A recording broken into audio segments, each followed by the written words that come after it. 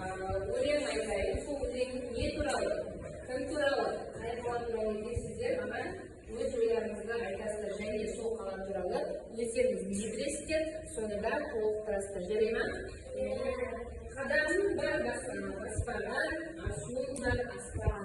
Халқым жетсін болатқа, ей басқалам астана. Өлең не туралы? Астана. Қазіргі таңда Астана қаласы қалай аталады? Нұр-Сұлтан қаласы деп аталады. Не себепті Нұр-Сұлтан қаласы деп аталады? Иә, көңіл көтеріп. Иә, Нұрай. Өйткені біздің жаңадан келген президентіміз біздің ең алғашқы президентіміздің атына сәйкес келеді. Жақсы. Енді балалар, сол қазіргі таңда біздер оны Астана демейміз. Оны қазіргі таңда не деп айтаймыз? Нұр-Сұлтан қаласы деп атаймыз. Астанадан бұрын қандай қала болды? Ақмола қаласы болып өзгертілді. Тағы да Нұр-Сұлтан қаласы болып не себепті өзгертілген? Тағы да кім толықтырып жібереді? Яғни себебі біздің тұңғыш президентіміз Нұрсұлтан Назарбаев болады. Біздің Нұрсұлтан Назарбаев президентіміз келгенде соның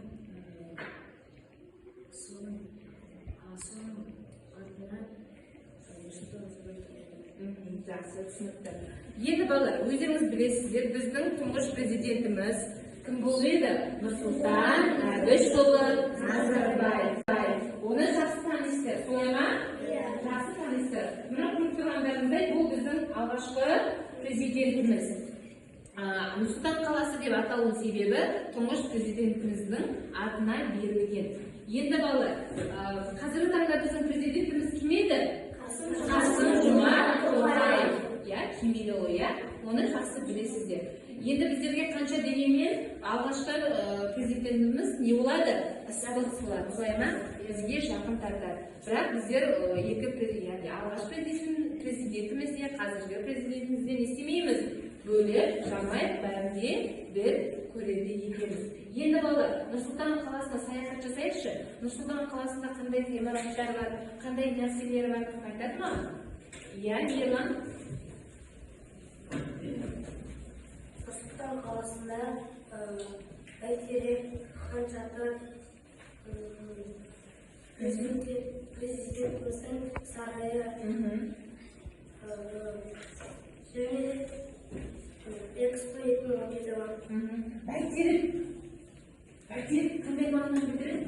Бәйтерек. Бәйтерек. Иә. Ол бізде бәрінің тегенін көрсетеді. Тағы да тоқтыратын бар ма? Иә, Нұрай. Бәйтерек деген ол жамағаттың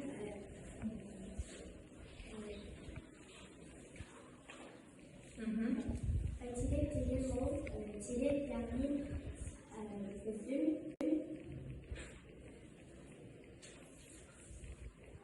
Иә. Тағы да тоқтырып болады. Иә, бәйтерек не? Иә. Айта алыңыздар. Бәйтерек біздің Қазақстанымыздың тәуелсіздігі. Жақсы, тағы да Мадина. Бәйтерек ол біздің Астанамыздың басты символы. Дұрыс айтасыз. Балалар, бәйтерек дегеніміз, бәйтерек деген не жалпы? Иә? Неге білесіздер ме? Иә. Ол біздің мына Астанамыздың, Астана қаламыздың, қазіргі Нұр-Сұлтан қаламыздың басты символы екен. Ұмытпаңыздар балалар. Ол жерде көптеген ғимараттар бар. Өздеріңіз айтып өтсіздер. Қандай ғимараттар бар? Экспо 2017, тағы да Хан Шатыр, Бәйтерек, президент сарайы, тағы да балалар. Иә. Бұл не? Бұл не? Мешіт. Иә, Астанада мешіт қалай аталады деп ойлайсыздар? Иә? Қалай аталады? Нұр Астана. Балалар, мына Астана, біздің қазіргі таңда Нұрсұлтан қаламыздағы мешіт Нұр Астана деп аталады екен. Енді балалар, ары қарай жалпылама негізінде Нұрсұлтан қаласы туралы жалпылама мағлұмат берілген. Өздеріңіз де сол мағлұматты толықтырып, үйге келуіңіз керек, жарай ма? Олай болса, тоқтап жұмыс жасайды. Енді балалар, осы біздің болашақ қала атты жобамыз жасауымыз керек. Болашақ қала, яғни болашақ қаламыз Нұрсұлтан қаласы туралы не жасаймыз? Жоба жасаймыз. Ол жерде не істейміз біздің? Ол жерде біздер топқа бөлініп тұрмыз, солай ма? Төрт топ. Ең алдымен жасайтын жұмыстарымызды нақтылауымыз керек. Қандай композиция жасаймыз? Нұрсұлтан қаласында не бар еді?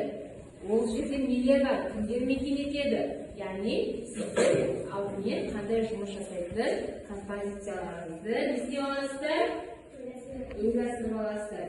Оған ең алдымен түс үйлесімділігін естейсіздер, мән бересіздер. Ол жерде суық түстер болмау керек. Ол жерде бізде жылы түстер пайдаланамыз. Және де бұл жерде ережеде топта кімнің не істейтінін өздеріңіз ақылдасып алыңыздар. Қандай жұмыс атқаратындарыңызды топпен ақылдасып барып десеңіздер, жұмыс жасаңыздар. Кім белсенділеді, кім қандай жұмыс жасайды, кім қимақ қағаздармен жұмыс жасайды, кім кітаппен жұмыс жасайды деген сияқты өздеріңіз топтарыңызбен ақылдасып барып, ең соңында мына постер қағазға әртүрлі өздеріңіздің жұмыстарыңызды қорғайсыздар. Түсінікті ме? Олай болатын болса, балалар, өздеріңіздің композицияларыңызды құрасыздар. Жоба, яғни сіздер топ болып, ақылдасып, қандай жоба жасайтындарыңызды ойластырасыздар. Сосын әрі қарай барып, мына постер қағазға әртүрлі өздеріңіздің жұмыстарыңызды қорғайсыздар. Түсінікті ме? Олай болатын болса, балалар, өздеріңіздің композицияларыңызды құрасыздар. Жоба, яғни сіздер топ болып, ақылдасып, қандай жоба жасайтындарыңызды ойластырасыздар. Сосын әрі қарай барып, мына постерге қорғайсыздар. Түсінікті ме? Қандай жоба жасаймыз еді? Болашақтың қаласы атты жоба қорғаймыз. Түсінікті ме? Олай, мен сіздерге бір өз айтып кетейін. Мына алдарыңыздағы сурет салып дәптеріңіз бар ғой?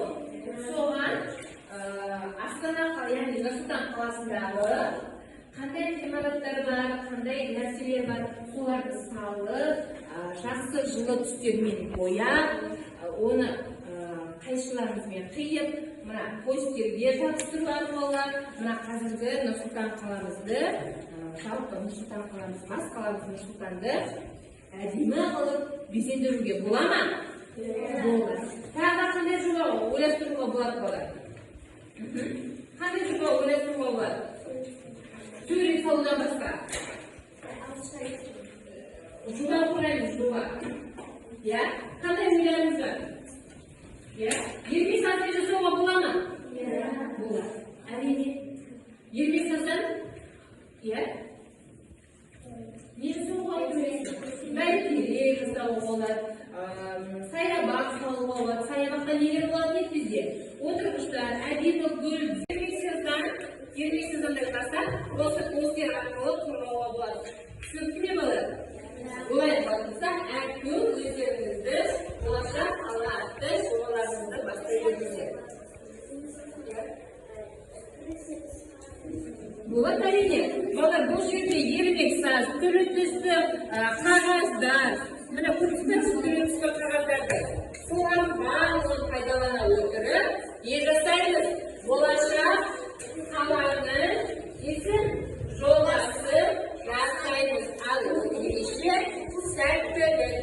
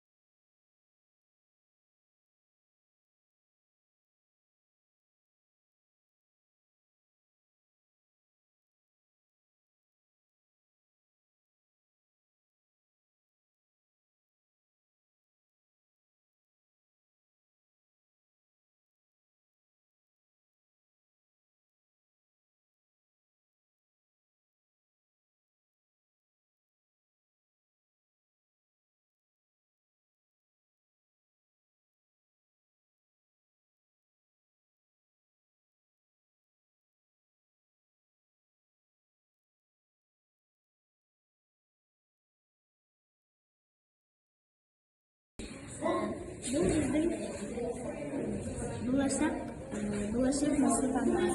Бұл бәйтерек. Бұл көлік ғимараты.